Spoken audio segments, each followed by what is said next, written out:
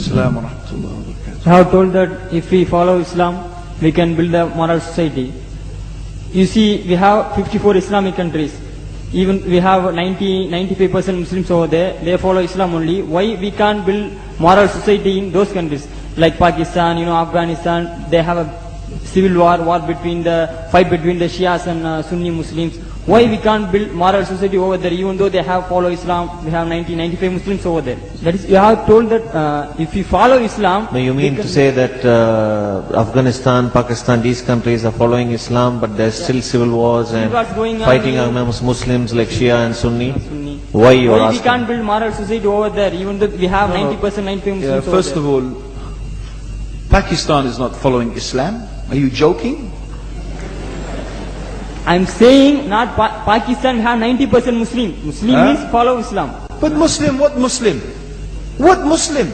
I remember 15 years ago, it's not today and I heard it's worse, 15 years ago I remember going to a wedding in Pakistan. A wedding where men and women were mixing freely. Where the bride was dancing on the stage with all the male members of the family dancing on the stage. I am sure somewhere around, we probably hidden in a corner then, but I hear now it's open, drinking alcohol. What Muslim are we talking about? This was 15 years ago. Now I hear it's even worse. Oh yes, they're Islam. When the bride and the groom are walking to the car, they're holding the Quran over their head for blessing. That Islam? That's not Islam. What Islam is that? That's exactly the thing I'm talking about. That's why the Muslims are in such a mess. Because of this nonsense, this hypocrisy, actually they are insulting the Quran by doing that. Amongst all of this haram, they think that the Quran holding it over their head is going to bless them because they're holding it. What is that? Where did they get this from? So, I don't know what we're talking about. In fact, this is the problem. You see, the Muslim world itself is so far from Islam. So many you find here in India. Or I know it's not a Muslim country, but there are lots of Muslims here. But I don't know what sort of Muslim. Most of them go to the dargah and they call upon some dead person in the grave, and they think that by talking to a dead person they're going to have their needs fulfilled. What's the difference between that and worshipping an idol? There's no difference, believe me. It's shirk. I've seen it myself with my own eyes. I'm praying in the masjid. The adhan goes. The people are praying in the masjid.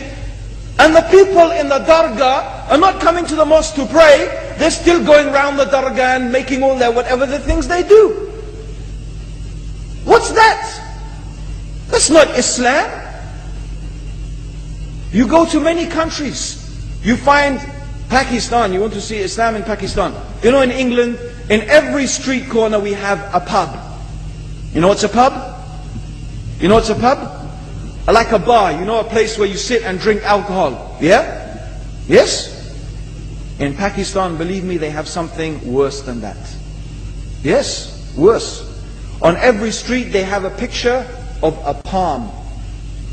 Everywhere you see it, hanging from the windows. They have the picture of a palm.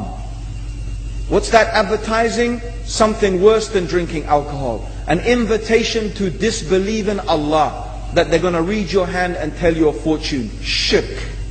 It's shirk. Whoever believed, the Prophet said, sallallahu alayhi wasallam, whoever visits a fortune teller out of curiosity, Allah will not accept their prayers for 40 days. Whoever believes in the fortune teller has disbelieved in Allah and His Messenger. That includes, by the way, horoscopes. Yet you see in Pakistan, a picture everywhere of a hand. Worse than a pub. Worse than a pub. It is better to drink alcohol than make shirk with Allah. Yes. So this is the Muslim countries. You will not find one except they are not doing magic and shirk and kufr. Or except maybe one or two you will find. So this is the state of the Muslims. So no wonder we're in the confusion and the chaos. So these are not good examples. And this is really, in fact, the very reason that I'm saying why we are in such a big mess.